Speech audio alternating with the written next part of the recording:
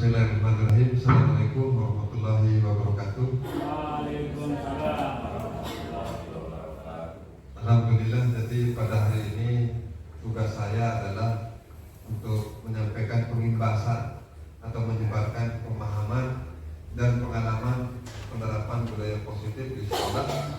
Kebetulan saya ini adalah calon guru penggerak angkatan 11 di sekolah ini, yaitu SDN Negeri Rumah. Tapi sebelum kita mulai berkahnya acara ini, marilah kita sama-sama untuk mengucapkan al-basmalah. Bismillahirrahmanirrahim. Baiklah Bapak Ibu sekalian, jadi mengenai penerapan budaya positif di sekolah ini sudah mulai kita laksanakan di sekolah kita ini. Berikut ini ada beberapa penerapan budaya positif yang termasuk di dalamnya, yaitu ada 7 bagian yang akan kita laksanakan terkait dengan penerapan budaya positif di sekolah.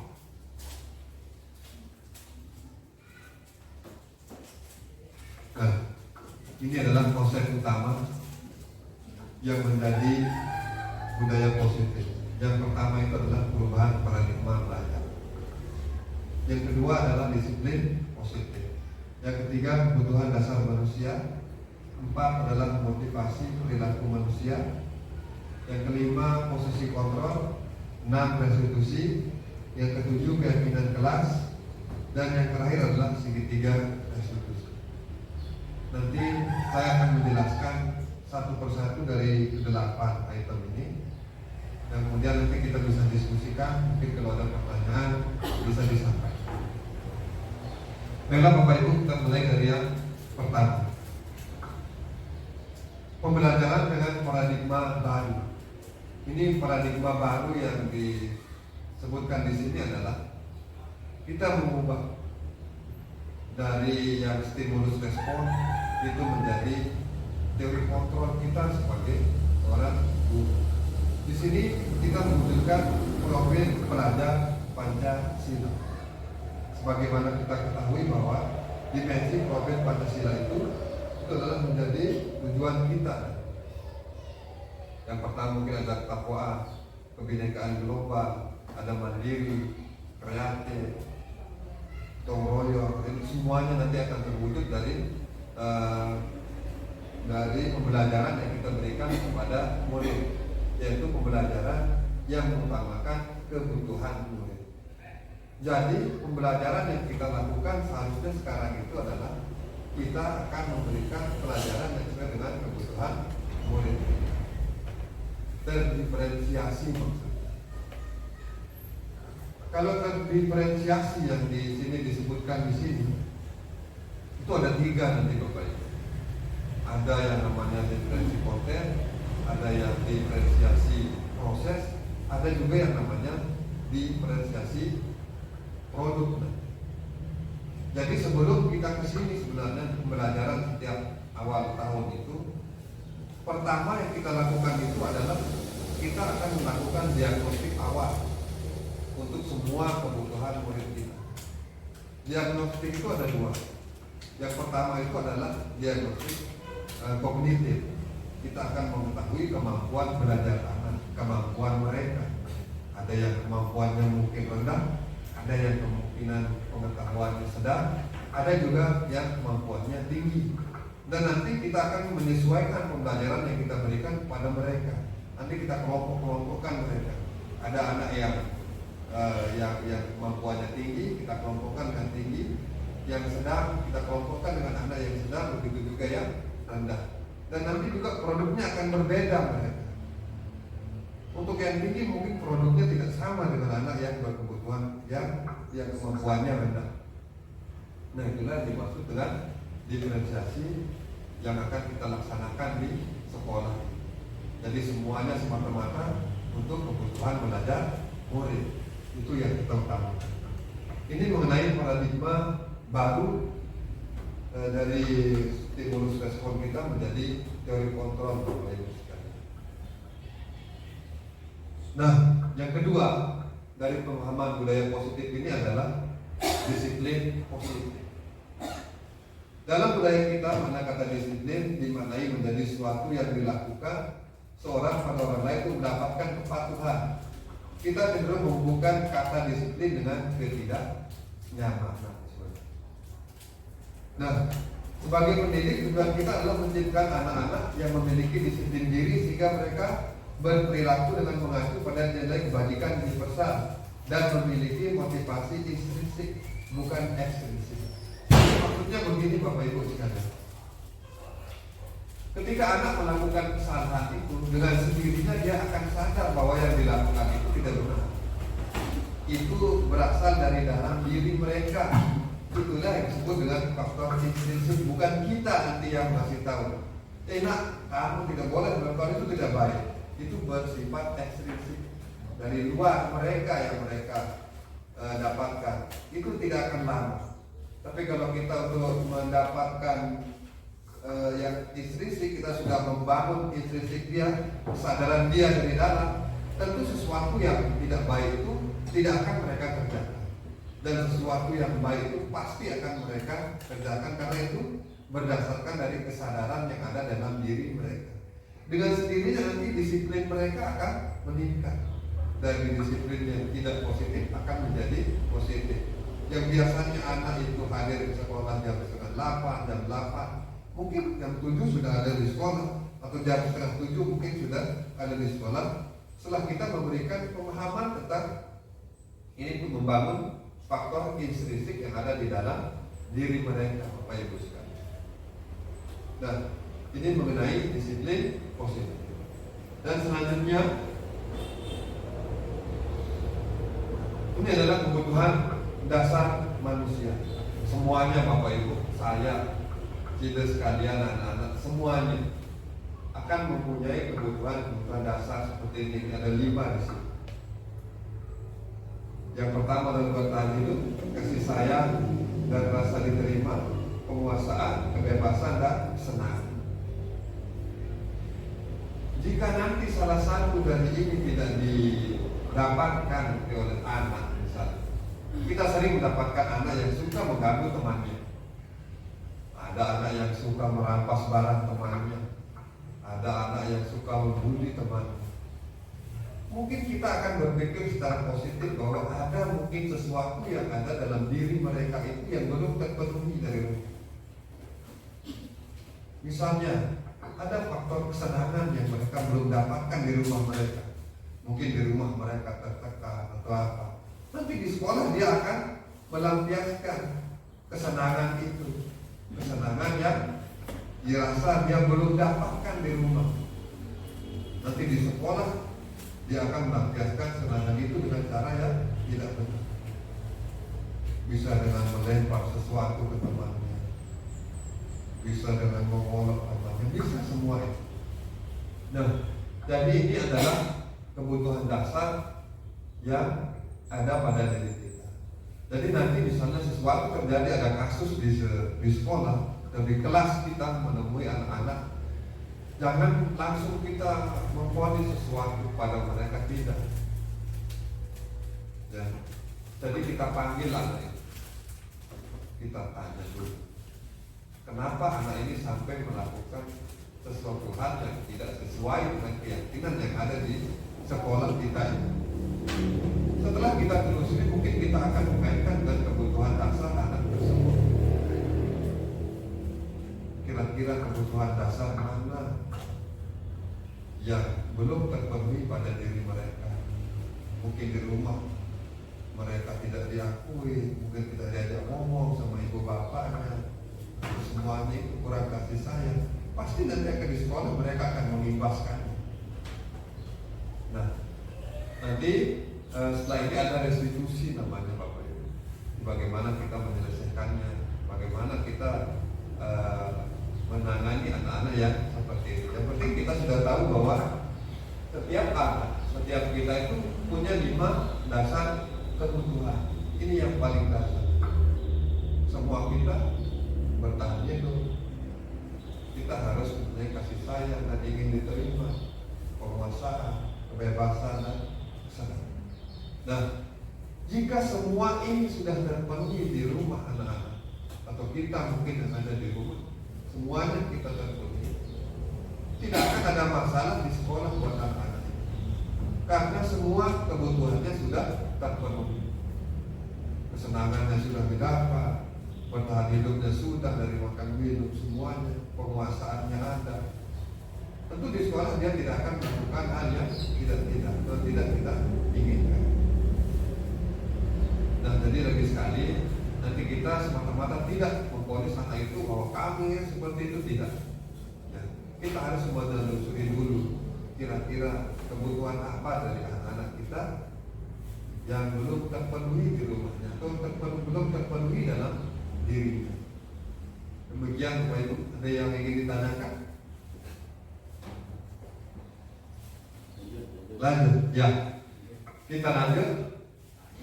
Nah, ini yang ketiga, ini motivasi perilaku manusia. Ya, bukan anak, tapi kita juga yang punya ini. Motivasi merupakan dorongan yang timbul pada diri seorang secara sadar atau tidak sadar untuk melakukan suatu tindakan dengan tujuan tertentu. Ada 3 motivasi yang biasa kita kenal. Yang pertama adalah menghindari ketidaknyamanan dan hukuman. Anak datang pagi ke sekolah, mungkin dia tidak mau dihukum oleh gurunya. Kalau dia tidak datang awal, mungkin dia tidak nyaman. Yang kedua adalah mendapatkan imbalan atau penghargaan dari orang tua. Yang kedua ini, jika dia mendapatkan imbalan, pasti dia akan mau melakukan sesuatu. Tapi kalau tidak ada imbalan, jangan harap dia tidak akan mau melakukannya. Itu motivasi yang kedua. Yang ketiga adalah menghargai nilai-nilai kebajikan diri sendiri. Nah, ini yang disebutkan tadi. Yang pertama dan kedua ini, itu adalah faktor ekstrinsik. Dan yang ketiga ini adalah faktor intrinsik. Kalau menghindari ketidaknyamanan dan hukuman, mendapat imbalan penghargaan dari orang lain, itu ekstrinsik. Datangnya dari orang, dia mau melakukannya. Saya tidak mau dihukum, saya tidak tampak seperti itu. Dan yang ketiga adalah ini yang harus kita kembangkan, menghargai nilai kebajikan diri sendiri. Jadi dengan sadar itu mereka akan melakukan sesuatu karena ada nilai-nilai kebajikan universal yang telah ada di dalam diri mereka sendiri, yang nanti kita akan bangkitkan kepada mereka. Oh, saya harus datang tepat waktu. Itu mereka yang punya keyakinan. Oh, saya harus mengerjakan tugas saya biar saya pintar dan sebagainya. Itu faktor intrinsik dalam diri mereka. Tidak lagi terpengaruh oleh faktor ekstrinsik karena gurunya, karena temannya, karena hadiah, tidak lagi. Ada ditanyakan Bapak Ibu mengenai faktor ekstrinsik yang ini, yang motivasi perilaku manusia pada dasarnya ini saja yang 3. Ya, ada 3 saja: menghindari tidak nyamanan dan hukuman, mendapat imbalan atau penghargaan dari orang lain, dan menghargai nilai kebajikan diri sendiri. Itu ada 3 motivasi yang biasa. Mungkin motivasi yang lain tidak ada. Ya, jadi tadi kategorikan yang pertama dan kedua ini adalah faktor ekstrinsiknya. Yang ketiga ini yang kita kembangkan, ini adalah faktor intrinsik. Dengan sadar mereka akan melakukan, bukan lagi dipengaruhi oleh orang tidak. Oke, kita lanjut Bapak Ibu. Lanjut. Nah, di sini ada konsep disiplin identitas gagal. Yang namanya konsep disiplin identitas gagal sudah Bapak Ibu. Kita tidak bisa menjalankan yang seperti ini. Sambungan dari yang tadi ada hukuman, ada penghargaan. Kita memberi hukuman, gagal sudah. Kita memberikan penghargaan, gagal juga ya Bapak. Dengan cara memberikan penghargaan atau hukuman ini tidak akan bisa membangkitkan faktor intrinsik yang ada dalam diri Anda. Tidak akan memberikan keyakinan mereka untuk membangkitkan faktor intrinsik yang berasal dari kebajikan universal yang sudah ada. Yang pertama, mungkin kalau hukuman itu pasti menyakitkan. kita menghukum anak itu menyakitkan buat anak. Kita suruh keliling lapangan, kita suruh menulis berapa 100 kali di kertasnya, itu menyakitkan sudah Bapak Ibu. Sama seperti kita dulu mungkin di sekolah, kalau kita dihukum pasti menyakitkan. Yang kedua, tidak nyaman. Siapapun yang dihukum Bapak Ibu pasti tidak nyaman. Dilihat sama temannya nanti, apalagi ada tulisan nanti saya tidak mengerjakan PR, saya ini, saya tidak nyaman bagi mereka. Yang ketiga, murid takut, pasti takut mereka. Dia tidak mengerjakan PR, takut sekali, dia pasti bila saya dihukum, dia takut. Yang keempat, memaksa murid. Hukuman itu pasti memaksa Bapak Ibu. Ya karena kamu tidak melakukan, ya kamu harus begini. Lari kamu, memaksa. Kalau disuruh begini, murid tidak mau lari, tidak bisa, dia harus lari karena dia memaksa. Yang selanjutnya adalah menyembunyikan kesalahan. Jadi hukuman itu menyembunyikan kesalahan.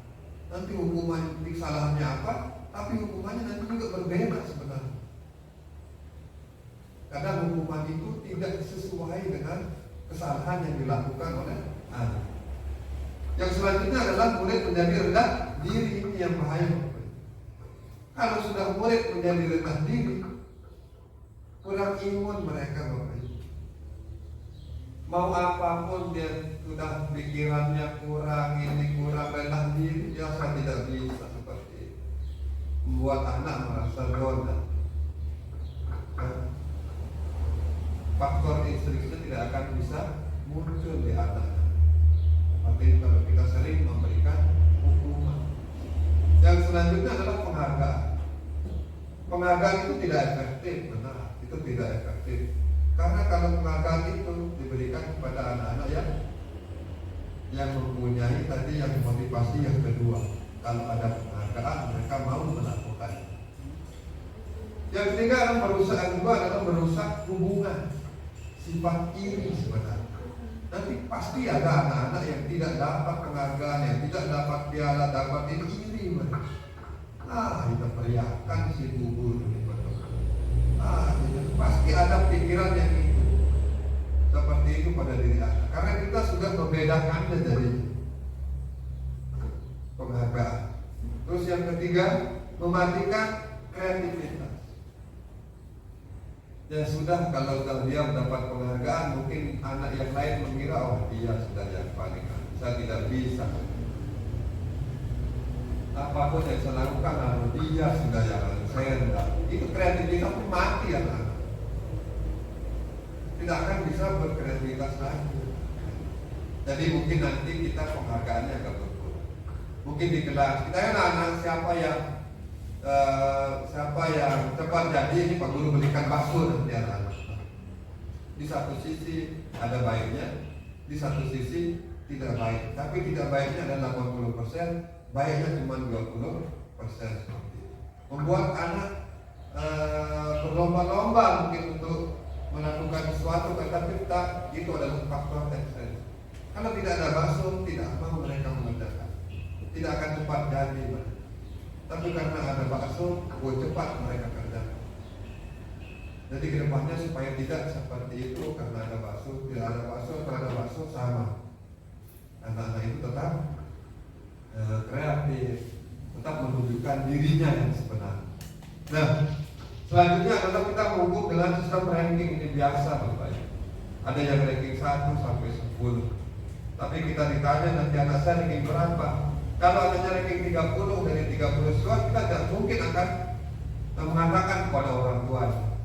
Cukup kita bilang bahwa ini yang ditulis rankingnya 1 sampai 5. Sebenarnya tidak. Jadi mungkin itu di sekolah kita besok tidak ada sistem ranking lagi Bapak Ibu. Kalau bisa ini tidak ada sistem ranking. Ya. Yang selanjutnya adalah merampas hak berharga darinya. Ini penghargaan. Sebenarnya anak itu bisa lebih kreatif lagi. Karena ada penghargaan yang seperti itu. Wah, pas mereka dapat sudah, saya dah paling cukup sampai di sana. tidak akan bisa berkembang lagi. Begitu juga anak-anak seperti anak-anak yang iri tadi sebenarnya. Entah kreativitasnya berkurang atau mati, juga dia merampas yang berharga dari yang lain. Oke, ada yang ditanyakan? Oh iya, Bu Marta silakan. Ini masalah penghargaan dengan motivasi. Terkadang kita berpikir kita ingin memotivasi anak-anak itu dengan cara-cara kita sendiri. Termasuklah ada salah satu tadi. Kita memberikan mereka penghargaan, misalnya sampai sudah terjadi kasih appointment apa. Tapi setelah saya mendengar tadi itu sudah lama. Lalu bagi motivasi yang bagaimana ya Mas kita terapkan? Ya. Terima kasih Bu Marta atas pertanyaannya. Iya. Motivasi seperti apa yang harus dilakukan? Seperti yang tadi Bu Marta, kita harus membangkitkan motivasi yang tinggi. Kita harus berusaha menyadarkan diri anak itu bahwa dia melakukan sesuatu itu berdasarkan keinginannya sendiri.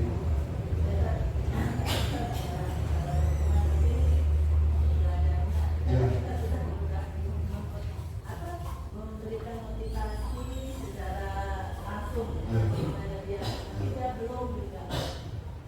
Motivasi yang kita berikan kepada anak itu tetap Bu, motivasi itu harus, karena itu faktor dari luar. Setelah ada motivasi dari kita sebagai guru kepada anak, nanti dengan sendirinya adalah faktor instinktif dari mereka itu akan tumbuh. Tetap kita memberikan motivasi itu, tapi tidak kita memberikan penghargaan itu Pak. Silakan beri motivasi sebanyak-banyaknya kepada mereka, tapi jangan berikan penghargaan yang seperti itu. Seperti tadi karena ada permen, ada bahas, belajar sudah. Jadi bukan. Sedikit Oke. saya tambahkan sedikit ya. Terkait dengan motivasi. Jadi memang betul kalau kita secara apa istilahnya itu lama di kelas rendah kan. Nah sekarang yang menjadi inti mungkin pertanyaan dari Bu Marna itu mungkin bagaimana cara memotivasi anak selain kalau memang tadi dengan penghargaan tadi itu memang kurang dianjurkan.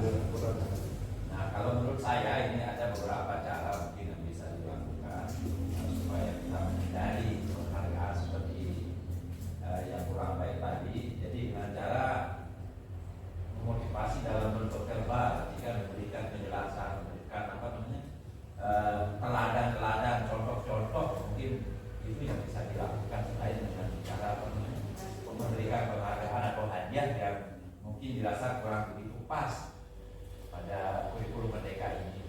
Mungkin begitu.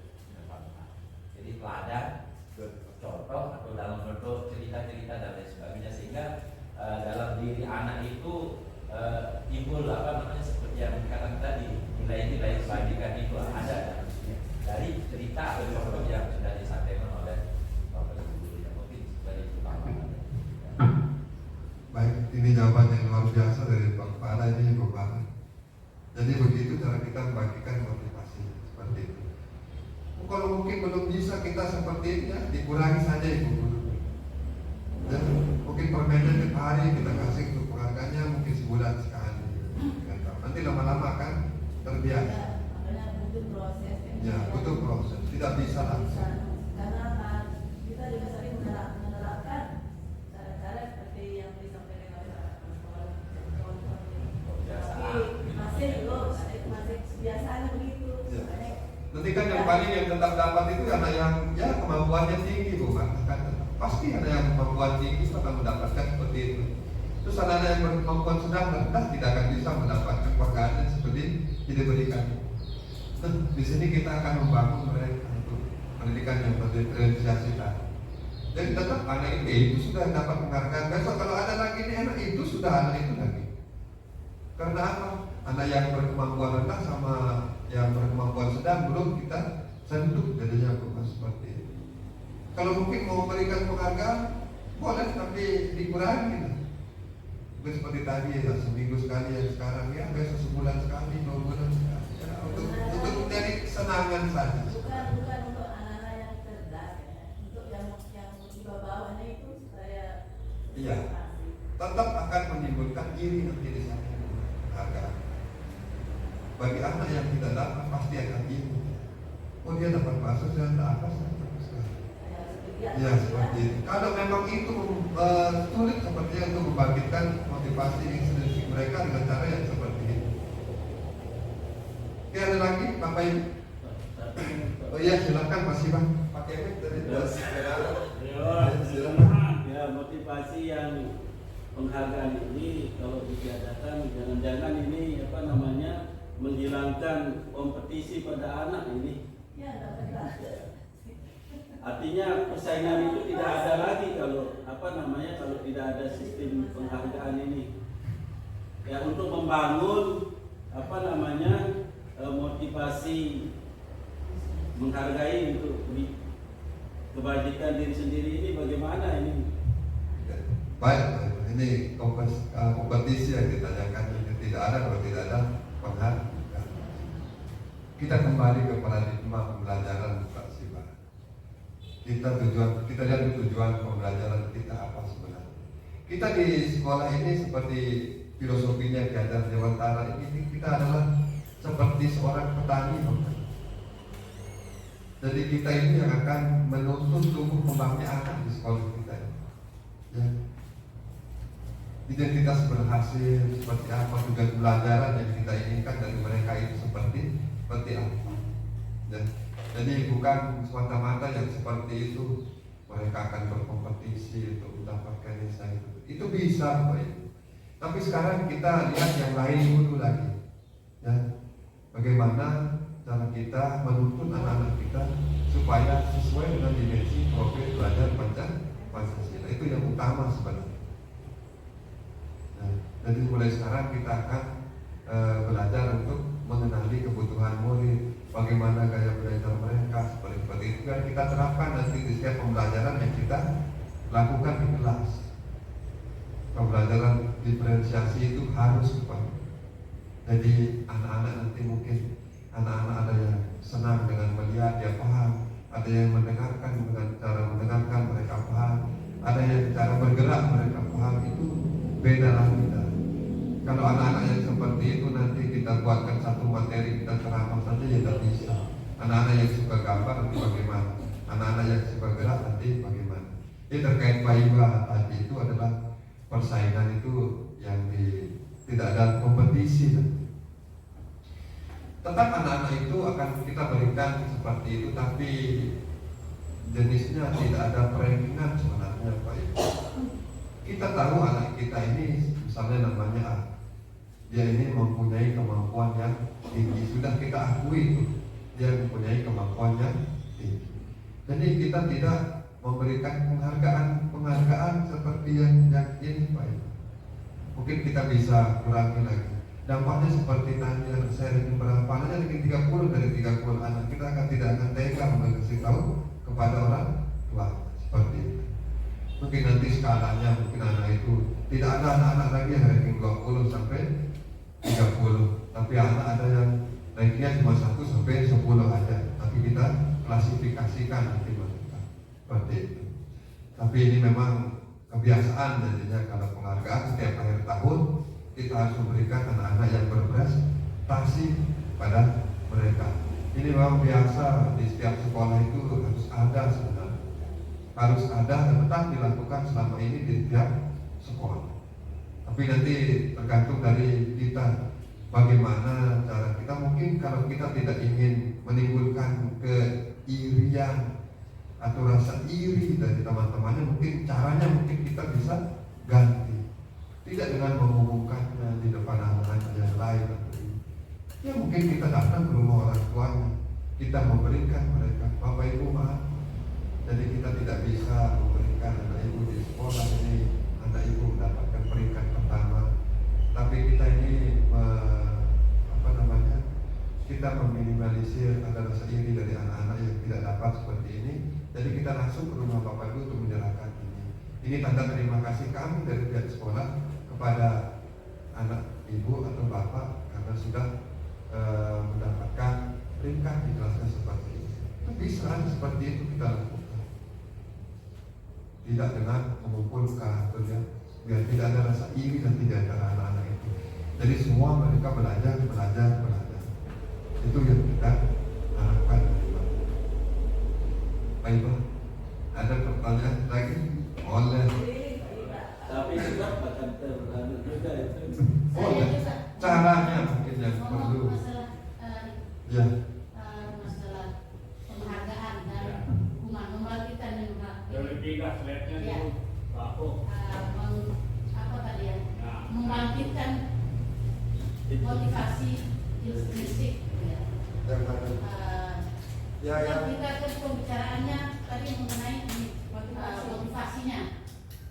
Kalau menurut saya pengalaman berdasarkan pengalaman kita dari itu, motivasi itu perlu ada untuk membangkitkan motivasi intrinsik itu perlu dulu ada yang dari ekstern, yang dari luar ya, yang X dulu.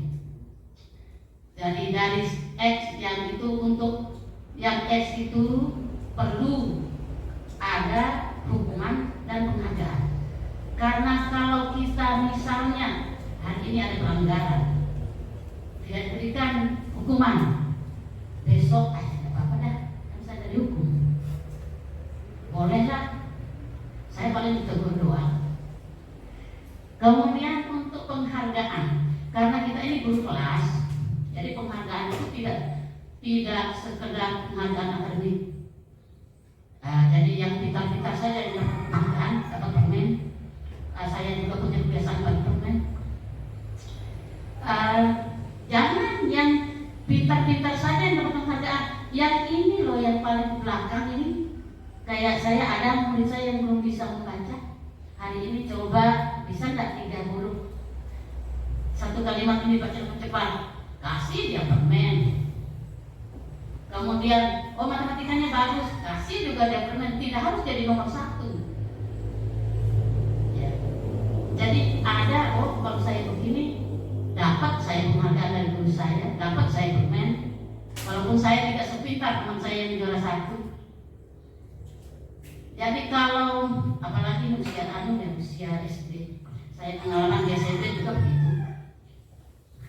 Sebagai manusia mungkin iya akan tetap butuh penghargaan. Bawa hadiah ke rumah boleh-boleh saja, ya. Cuman manusia itu penghargaan dari lingkungannya. Umumnya, apalagi anak-anak, kita orang tua saja masih membutuhkan penghargaan dari teman, dari orang-orang di sekitar kita. Oh hebat ya, kata gurunya, kata teman-temannya hebat, iya benar. Mari selain kita kasih hebat yang ini, kita penghargaan untuk yang ini, kita motivasi juga yang belum. Mari kita bagaimana caranya kita bisa seperti teman ini yang biasanya izin keluar. Hari ini kamu tidak izin, jangan diumumkan dulu. Yang hari ini tidak izin, yang biasa izin ke kamar mandi. Hari ini jangan diumumkan dulu, tidak izin ke kamar mandi. Hari ini saya kasih permen, jangan begitu. Oh, ini biasa izin ke kamar mandi kadang 2 kali. Hari ini dia ada izin atau izin sekali, guru kasih permen 1. Kenapa guru? Oh tadi tidak izin, besok saya tidak izin kamu gitu. Saya hargai, saya dapat permen. Mungkin yang itu kelihatannya mungkin kecil ya, tapi saya lihat pengalaman selama ini, alhamdulillah, kayaknya yang begitu sukses kalau menurut saya. Untuk rasa iri bisa diminimal. Ya mari sama-sama, mari yang seperti itu. Jangan yang dosa-dosa aja dapat permen, yang pintar-pintar aja dapat permen.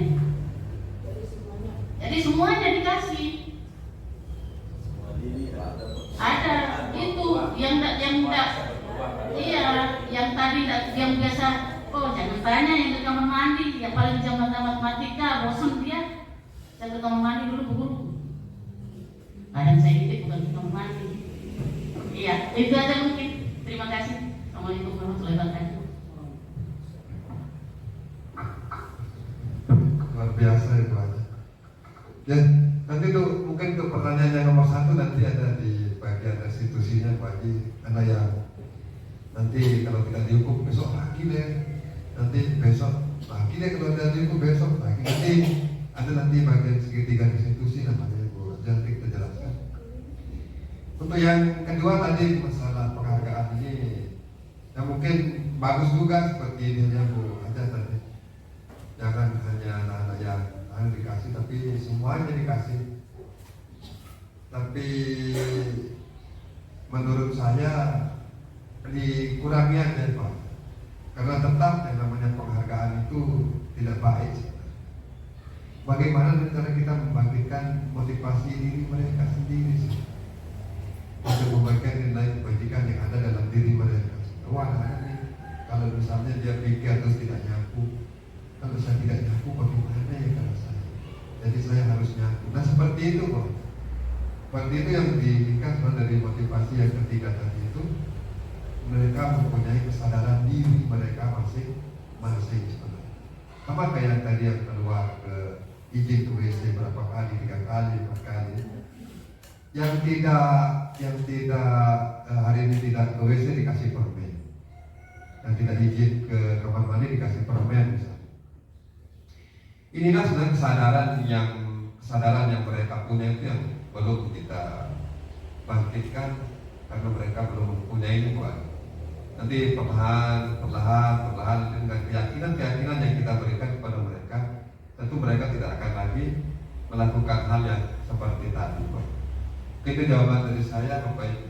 Kita lanjut. Nah, ini ada konsekuensi dan ada restitusi. Mungkin kita semua tahu ini konsekuensi itu apa, restitusi apa. Yang pertama penguatan jangka pendek. Yang kedua adalah perlu monitoring berkelanjutan, stimulus respon. Oh, kalau kamu tidak pakai sepatu hitam lari kamu, seperti itu.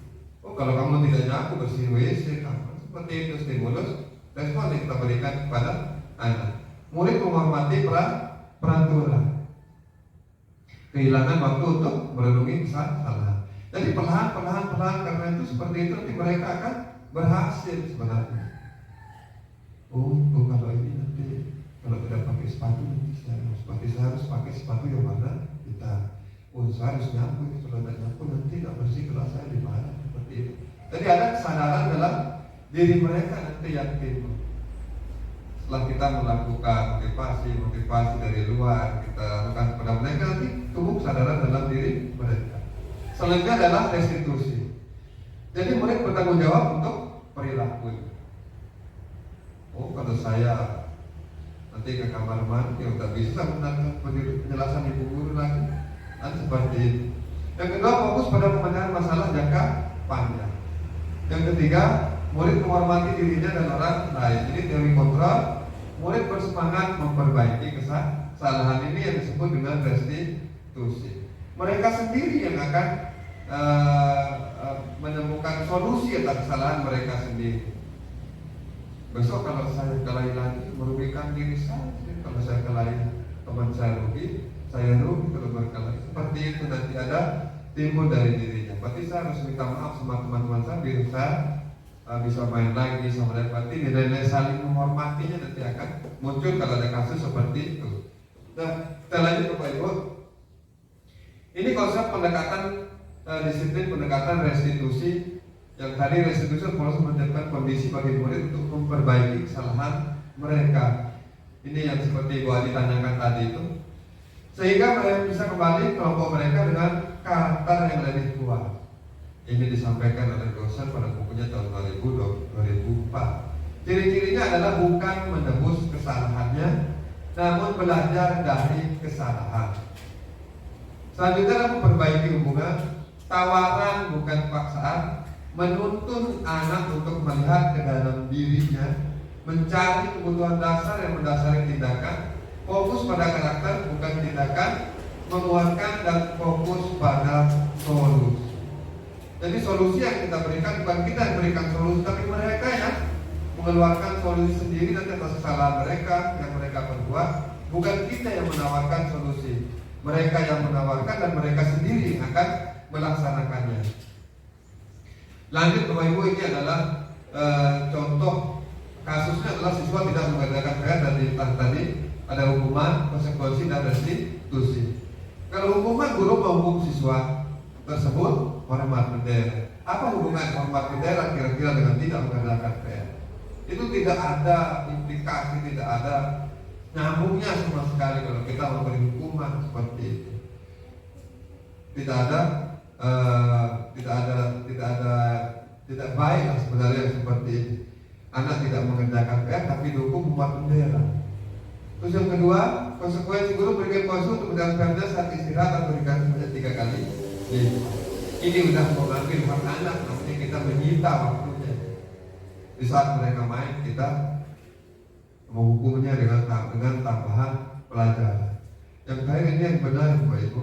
Guru menanyakan keyakinan kelas dirinya dan membantu siswa menyelesaikan masalah. Kira-kira, kenapa sih kamu tidak mengerjakan PR tadi malam atau kemarin, 2 hari yang lalu? Kenapa? Nanti mereka akan terbuka. Oh, saya Pak begini, saya pergi kemarin ke sana. Oh, kalau kamu lupa, sekarang bisa nggak dikerjakan PR? Bisa dikerjakan di sini, silakan. Seperti itu kita menawarkan kepada mereka. Kalau dia bilang bisa, berarti dia bisa mengerjakan PR di sini, itu solusi dari mereka. Bisa kita suruh kerjakan di sini. Dan daripada kita menghukum mereka. Bisa dipahami Bapak Ibu? Ya, kita lanjut. Nah, ini sebagai guru kita punya 5 posisi kontrol Bapak Ibu. Yang pertama, penghukum. Ada guru yang penghukum. Wah, kamu ini seperti apa? Seperti itu, menghukum. Kamu telat sudah 30 menit, lari kamu. Seperti itu. Kamu cengengesan datang ke sekolah, sudah tahu dirimu telat. Nah, menghukum dan menghukum. Kamu lari 100 kali lapangan. Itu ada tipe-tipe guru yang seperti itu. Yang kedua, membuat rasa bersalah. Ini posisi yang kedua, membuat rasa bersalah. Kamu ini tidak kasihan sama ibumu ngasih kamu uang jajan ke sini tiap hari, tapi kamu di sekolah lain-lain kamu kerjakan seperti itu. Kita membuat murid itu merasa bersalah. Ini ada guru yang seperti ini membuat rasa bersalah kepada siswa seperti itu. Yang ketiga adalah teman. Ayolah, kamu kerjakan tugasmu, kasihan nanti bapak ibu ini, guru nanti apa sini lain nanti kamu. Ini posisi teman. Terus yang pemantau, seperti tadi, ada muridnya telat, misalnya namanya Andi seperti itu. Andi, kamu tahu jam berapa sekarang? Jam 7.40 seperti itu. Kamu tahu jam berapa orang masuk? 7.30. Oh, berarti kamu sekarang sudah telat. Ini posisi pemantau, namanya mengaitkan antara anak dengan kesalahan. Yang terakhir ini adalah posisi yang paling bagus Bapak Ibu, ini adalah manajer namanya. Ini yang terakhir ini sebagai manajer, kita merangkul anak semua. Apapun kesalahan anak kita rangkul semua. Ada apa? Kenapa kamu terlalu? Itu adalah disiplin budaya positif yang bisa kita terapkan. Sekali terkait dengan yang posisi yang 5 posisi kontrol tadi, itu adalah yang tadi yang penghukum sama membuat orang merasa bersalah itu bisa kita gantikan pada identitas gagal. Jadi kita tidak mengambil posisi sebagai penghukum, kita tidak mengambil posisi sebagai membuat orang merasa bersalah. Itu sudah gagal, sudah kita jadi guru. Kalau kita menghukum anak, kalau buat anak merasa bersalah, itu sudah gagal. Yang kedua, sebagai teman dan pemantau, sukses sebenarnya, tapi ini dari luar, ekstrinsik mereka ini. Kita sebagai teman, kita sebagai pemantau. Mereka bisa memperbaiki kesalahannya, tapi karena kita yang mempengaruhinya. Terus yang terakhir ini adalah manajer ini, yang terakhir ini identitas sukses, diri mereka sendiri. Mereka menghargai diri mereka sendiri. Inilah posisi kita sebagai manajer untuk seorang guru ini yang paling bagus Bapak Ibu sekalian. Baik, kita lanjutkan ini keyakinan kelas. Ini mungkin Bapak Ibu ada yang tumben mendengarnya mengenai keyakinan kelas. Mungkin di sekolah ada peraturan, mungkin nanti kita ganti peraturan, tidak lagi kita menggunakan peraturan, tapi kita menggunakan keyakinan kelas Bapak Ibu. Karena keyakinan kelas ini dia mengambil nilai kebajikan universal yang sudah ada. Ya, jadi nanti peraturan itu bisa kita ganti. Kalau keyakinan ini tidak ada kata-kata negatif di sana, tidak ada kata tidak yang ditampilkan. Mungkin nilai kebajikan yang ada yang universal yang kita mungkin sudah tahu nanti ada saling menghargai, saling menghormati, disiplin. Seperti itu kan keyakinan yang bisa kita buat baik di kelas maupun di sekolah. Mungkin nanti suatu saat kita di sekolah, di kelas dulu Bapak Ibu guru, kita sama-sama membuat keyakinan kelas dengan murid-murid kita masing-masing. Caranya bagaimana? Kita buat dulu peraturan-peraturan yang akan kita sepakati di kelas. Nanti dari peraturan-peraturan itu kita akan membuat keyakinan yang bisa kita sepakati bersama. Seperti ini Bapak. Ada peraturan, ada kesepakatan. Datang tepat waktu, mengucapkan salam itulah kesepakatan. Kalau peraturannya kita buat adalah siswa harus datang tepat waktu ke sekolah. Siswa jangan telat sekolah, itu di peraturan sekolah yang kita buat. Ya, hadir 30 menit sebelum jam pelajaran dimulai. Itu peraturan kelas kita. Kalau sudah naik kesepakatan kelas akan menjadi seperti itu. Datang tepat waktu, mengucapkan salam. Ini kalau kesepakatan kelas. Tapi kalau udah keyakinan kelas, kalimatnya tidak seperti itu. Kita akan mengambil nilai-nilai kebajikan universalnya. Berarti ini nanti kita akan membuat disiplin waktu. Bagaimana anak-anak itu buat menjadi disiplin terhadap waktu mereka.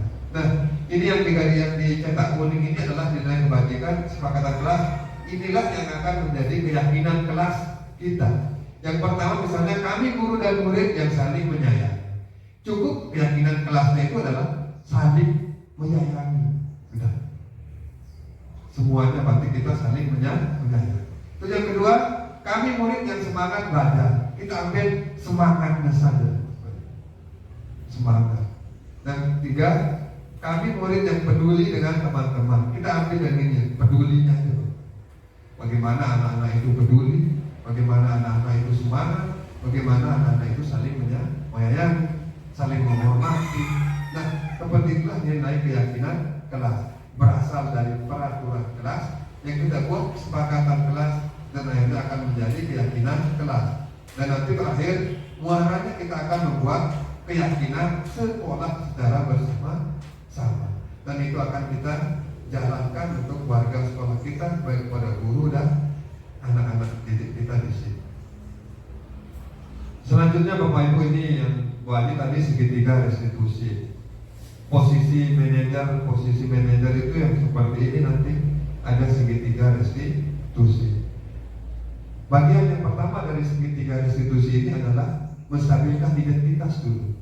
Seperti tadi misalnya, ada anak yang melempar sesuatu dengan tidak sengaja tapi kena temannya. Tujuannya tidak seperti itu tapi temannya kena. Mungkin nanti sebagai guru kita berkata seperti ini untuk menstabilkan identitasnya. Berbuat salah itu hanya manusia.